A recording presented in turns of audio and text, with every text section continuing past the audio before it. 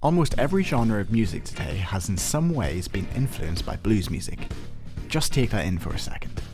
That's a big statement, but it's true.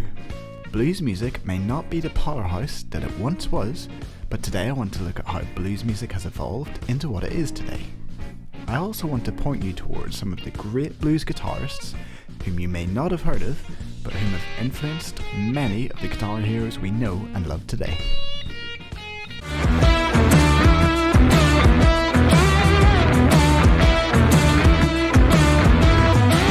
Get started on your blues journey today. So what do we mean by blues music? The Lexio Oxford Dictionary defines it as melancholic music of Black American folk origin, typically in a 12-bar sequence. It developed in the rural southern US towards the end of the 19th century, finding a wider audience in the 1940s as black people migrated to the cities. This urban blues gives rise to rhythm and blues and rock and roll. Today, blues music has developed into many subgenres, for example blues rock, British blues, country blues, and so on.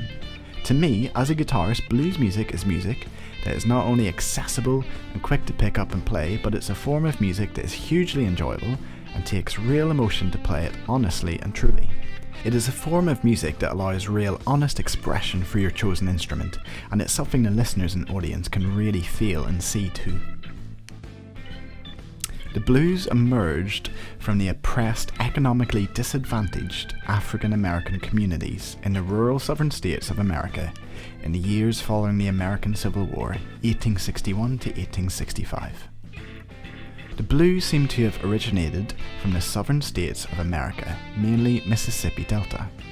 Southern America was an area with a large population of black Africans brought over to work on cotton farms or other forms of slavery.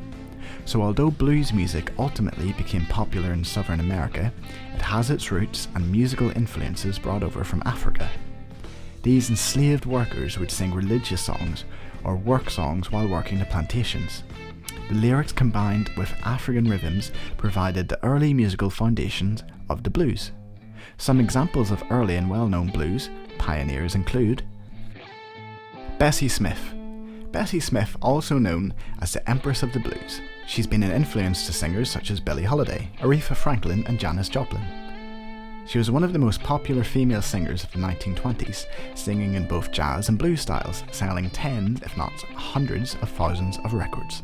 Blind Lemon Jefferson. Known by some as the founder of Texas blues, Blind Lemon Jefferson was one of the most commercially successful artists of the 1920s, and a major influence to many younger musicians. And let's get this straight, he was blind. This wasn't just a nickname. In 1925, Jefferson was discovered by a scout for the Paramount label and taken to Chicago to make records. These recordings are some of the very first by a solo blues singer-guitarist, and many consider them the first blues recordings to reach a national audience. Robert Johnson. In the delta of the Mississippi River, where Robert Johnson was born, they said that if an inspiring bluesman waited by the side of a deserted crossroads in the dark of a moonless night, then the devil himself might come and tune his guitar, sealing a pact for the bluesman's soul and guaranteeing a lifetime of easy money, women, and fame. They said that Robert Johnson must have waited by the crossroads and gotten his guitar fine-tuned. Robert Johnson was a Mississippi blues singer and songwriter who, according to legend, sold his soul to Satan at the crossroads in exchange for his remarkable talent on the guitar. Of course, this is just a fun story, but the fact remains he was an incredible pioneer who inspired some of today's biggest guitarists like Eric Clapton. Many of his songs have become blues standards now, like Sweet Home Chicago. At this point, I would say pause the video and go and listen to the following tracks: Robert Johnson, Sweet Home Chicago, and Blind Lemon Jefferson, Matchbox Blues. So, how did the blues evolve into other styles such as urban or Chicago blues? Following the Great Depression in 1929 in America, millions of African Americans left the South to settle further north to places such as Chicago, and they carried the blues music and rhythm with them. This is where we talk about our next big chapter in blues music, Chicago blues. Chicago blues built upon the Delta Mississippi blues style by turning to electrified instruments and also the use of other instruments like the harmonica and saxophone. While the blues of the South had a more rough and raw approach, you could say, Chicago blues sounded much more big and full with full band setups. Chicago blues could include piano, horn sections, and was inspired by jazz too. By now the blues was appealing to an even wider audience. Some well-known musicians from the Chicago blues scene include Howlin' Wolf, who moved from the South to Chicago. Then there is Muddy Waters, dubbed the father of Chicago blues. Muddy Waters has inspired many of blues and rock and roll's greatest artists, such as Eric Clapton, Jimi Hendrix, and the Rolling Stones. They even named a song after him. His influence cannot be overstated. Now, we can't talk about the history of blues music without talking about the three kings: Albert King, B.B. King, and Freddie King. They didn't start the blues, but they are without a doubt some of the biggest names in blues music and have inspired countless guitarists that we know and love today. B.B. King, also known as the King of the Blues, had his first big hit in 1951 with his single 3 O'Clock Blues. Other well-known hits include Rock Me Baby and everyone's favourite The Thrill Is Gone, an essential blues song to learn if you ask me. Some quick B.B. King facts. He bought his first guitar at the age of 12 with only $15. Today, that'll probably just about get you 2 packets of strings. B.B. King has racked up 30 Grammy nominations and won the most number of Grammy Awards in the blues genre with 15 awards. He was also quite a ladies' man. He fathered 15 children with 15 women. Proof that if you become a successful blues guitarist, you will be popular with ladies all around the world.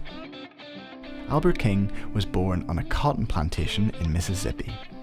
A less is more type blues player, he was known for his expressive bending, a technique characteristic of blues guitarists.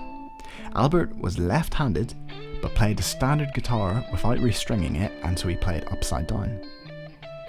Songs to check out include Born Under a Bad Sign, Crosscut Saw, The Hunter, and I'll Play the Blues for You. Freddie King, one of my personal favourite guitar players. I really enjoy his playing and all the little nuances he adds to his notes. Well-known hits I would highly encourage you to check out include Hideaway and Have You Ever Loved a Woman and Going Down. Unfortunately, Freddie died at the early age of 42. Freddie could be described as a little more rock and roll than the other King players, a bit more aggressive in his playing, more rock. I remember I would regularly sit down and try and copy exactly what he was playing, and I'd have to repeat sections over and over and over just to try and sound like him. A brilliant player. Now I want to focus on what is considered the most popular period for blues, the British blues boom. British blues originated in the late 1950s and became mainstream in the 1960s, becoming hugely popular in the London club circuit. Widely popular in Britain, it was music dominated by electric guitar and made international stars of several proponents of the genre, including the Rolling Stones, the Animals, Eric Clapton, Fleetwood Mac, and Led Zeppelin. The British blues boom also gave way to the subsequent British rock explosion of the 60s and 70s. While bands such as the Rolling Stones would find more success with their pop catalogue, they always paid homage to their roots and covered blues songs, and their blues influence could be seen on their future releases. Now let's talk about an album that not only had a huge influence on me, but is one of the most important blues albums in history. The Beano album. Recorded by John Mayall and the Blues Breakers. It featured Eric Clapton when he was only 21, and you must check out this album. I remember at the time listening to it as a young boy. I would listen to it with another blues enthusiast, and he would go on and on and on about playing guitar with real feel, and this is what real blues music is. And maybe when I was a young boy, might necessarily have agreed and enjoyed a bit more John Mayer, but as I got older, I learned to really appreciate the importance of this album. Let's talk about the year 1966. 1966 was the year the Yardbirds had Jimmy Page and Jeff Beck. 1966, this was the year that Peter Green arrived on the scene, and 1966, the year that Jimi Hendrix became a household name. All these musicians have stated how important blues music was to them in numerous interviews, and it's obvious, you can hear it in their playing and in their catalogue of music. Oh, 1966, that was also the year England won the World Cup. Another hugely important guitarist to mention is Stevie Ray Vaughan. Stevie Ray Vaughan was born in Texas, October 3rd, 1954, and began playing guitar at only the age of 7. Yep, that's right, 7. Stevie Ray Vaughan took from many of the great guitarists before him both blues and rock and created a style that at the time sounded like no other. From 1983 to 1990, Stevie Ray Vaughan was the leading light in American blues with many sellout tours and gold albums aplenty. He tragically died at the age of 35, but for sure was one of the greatest blues guitar players of all time, and I've yet to find a single person who would argue against that. You can hear his influence on players today like John Mayer. Some great songs to check out include Scuttlebutton, Cold Shot and Pride and Joy. Finally, blues music in the modern era. I think it's safe to say that blues music isn't mainstream or topping the charts like it once did. You have guys like John Mayer, who dabble in blues and blues influences, but no one is topping the charts like Ed Sheeran. There are many great blues rock bands and many rock bands that again dabble with blues influences. But let me introduce you to some of the best modern blues guitarists, whom you may have heard or may not have heard of. Joe Bonamassa. And this guy is something else. Both popular with fans and critics alike, Joe Bonamassa is a true blues genius and one of the greatest guitarists of his generation.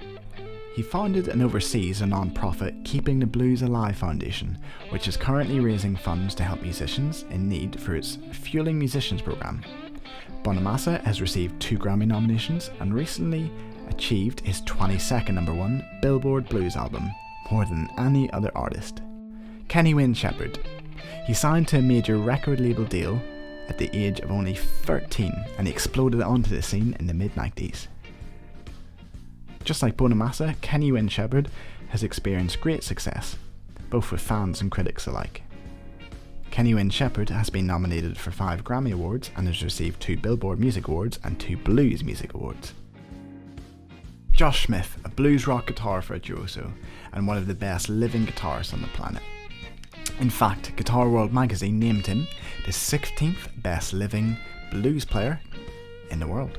Josh started playing guitar at age 6 and praised as a blues prodigy by the time he was only 12 years old. Here's what Joe Bonamassa says about him. Josh is one of my favourite musicians on the planet. His musical depth and guitar playing transcend the boundaries of the blues genre into a genre of his own. I am proud to always share a stage with him and even prouder to call him my friend.